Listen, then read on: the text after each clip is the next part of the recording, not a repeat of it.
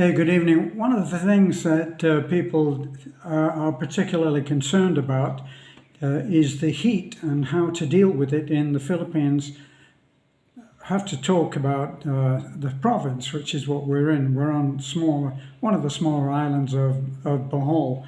Bohol is right next to Cebu, which is the better known. So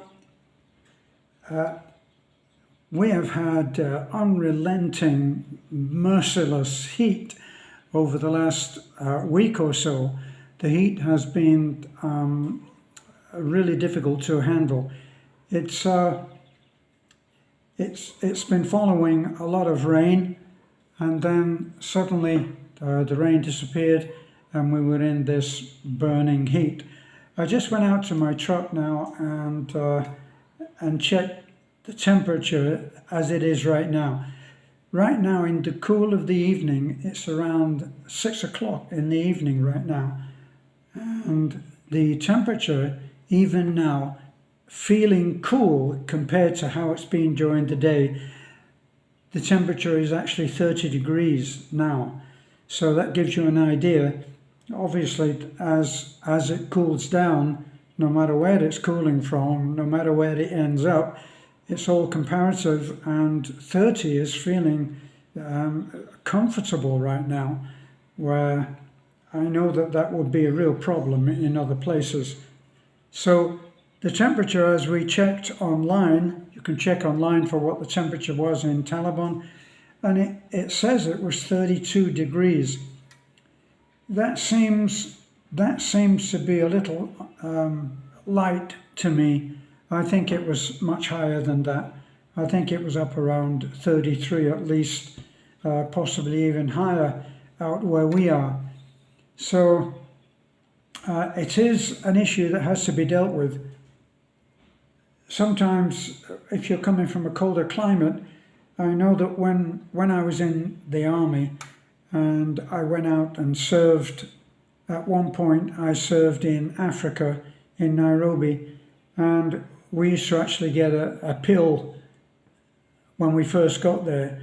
We got a pill which I think was designed to help us to be able to sweat, because sometimes when you're in the colder climates, you rarely sweat, and that's the body's own cooling system. There, you sweat, you get covered in beads of sweat, which quickly cool down, and they cool the body down as well. So there's nature's way of dealing with it right there. Of course, the average expat that's going to come over here is going to demand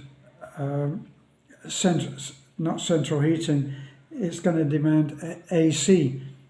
When I was in Florida, which is a very similar climate to the Philippines, when I was in Florida, the complaint of the air conditioning unit engineer that was out all day fixing AC units, especially for the elderly, which is quite the way in Florida. A lot of the elderly are there, and they depend on their AC units. So in some cases, in the larger cities, you'll find, and this is not just the Philippines, you'll find that the elderly will take to the mall, where the AC is turned down to a comfortable level, and that saves them the bill on their own electricity. So that's one way of some people to beat the heat. But the AC unit guy that I knew used to think it was very funny that during the summer, when the heat was really turning up, he would be called out to get the AC unit to turn in on 16, and they would want it on 16 or 18 degrees. But then when the winter came, they would be out there and they'd be asking him to get it so that the temperature was 80 degrees. I'm talking Fahrenheit now. So I'm mixing the Fahrenheit and the centigrade up. So in the summer, they were talking about turning the unit down, and in the winter, they were talking about turning it up. And the two figures, which should have been the same, were never the same. Okay, so what have we been doing? Well, we have quite a big house with open spaces. We have fans in the ceiling, of course. In our bedroom, which we spend a lot of time, bed and bed sitting room, we spend a lot of time in there, and we have a large floor fan and a ceiling fan, and of course large French windows out onto the patio. Now where we are is high on the hill, and so we get a lot of people have commented on the fact that we get a very nice cool breeze most of the time. So we suffer less perhaps than most, but of late the temperature has been so without mercy that even I always count myself as being trained in the UK never to want to be cold again, and I actually respond best to being in a hot climate, but it's been hot even for me. So yes, it's been way up in the 30s, I think. And I think that most foreigners coming over here, those who are unaccustomed to having these kind of temperatures, will resort to having very efficient AC. I say that I came from Florida. Before that, I was in California, which from 1992 until the present day, I haven't lived in a cold climate at all. I had one brief visit for about 5 or 6 days in the UK, but as luck would have it, the weather was very mild while I was there, so I even lucked out there.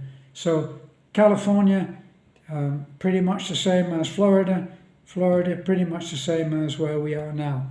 So you have to take precautions, especially if you're getting on in years. Apparently, people who are getting on in years will have difficulty with the heat, so they have to make allowances for that. The way they dress, the extent that they find themselves outdoors.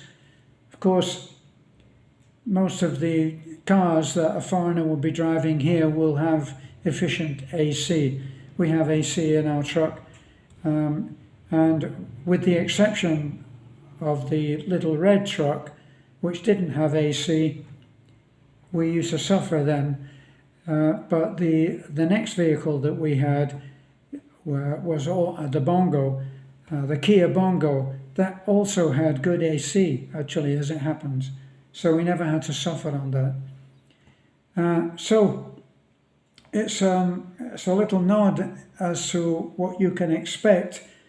Some people, unlike myself, I consider myself fortunate to be able to handle the heat, but I have felt it's been pretty ruthless of late. So for those who are already on a warning, on a self-warning about being in too hot weather, they will have an issue in how to handle it. But of course, it's quite handleable, you know. Very few places that you will rent will not have AC. So the small hotel that we usually take our guests to and recommend, that for those who are on a budget, they will have a choice of having a room which does not have AC and is just cooled by a fan, or paying a little bit extra. That's the Wayside Inn. You pay a little bit extra and you can have AC in your room. It's not a given because people don't think in those terms. I remember, just in closing, I remember when we first got here, this is some 10 years, going on 11 years ago now, we used to take everybody out to have dinner or any little treat to a restaurant. And the children would actually eat their food as quickly as they could, and then they'd go outside and sit in the little patio area outside the restaurant, Videsto in those days, and they would go and sit on the outside seating because they felt cold and they weren't used to it. So to an extent, it's what you get used to. Whenever Beth gets into the car, because I made the mistake of telling her at one time, I told her that having the AC on in the truck gives less gas consumption, miles per gallon. And since then, the first thing she does is open the window wide and shut off the AC unit. So I hope this is of good information for some. Please like, comment, subscribe. Thank you for those who do like and comment. I love to see your comments and always respond if there is something there which requires a response, some interaction. I'm more than happy. We're always happy if you find yourself in the area. Please do get in touch because we're always happy to meet as well. We can always have lunch or breakfast, as Michael and I usually have, at a restaurant in town, very reasonable in price. So that, and of course, to subscribe, because that does help us a great deal, because it means that AI, artificial intelligence, will be watching on YouTube, and it will promote our channel much more, which will bring us in a little more revenue. Thanks a lot. Bye for now.